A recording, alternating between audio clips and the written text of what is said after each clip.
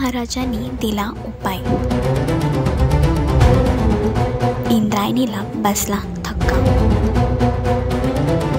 इंद्रायणी मालिकेच्या अपकमिंग ट्रॅकमध्ये इंद्रायणीने शाळा सुरू करण्यासाठी अंधविश्वास असलेल्या गावकऱ्यांचं मन आपल्याकडे वळवून घेण्यासाठी भूताच्या माळ्यावरती विठ्ठलाची मूर्ती ठेवते। त्यामुळे संपूर्ण गावकऱ्यांची अशी मनस्थिती झाली आहे की आता तिथे विठ्ठलाचं मंदिर तयार करावं। त्यामुळे इंदूचा हा डाव तिच्यावरच पलटला आहे।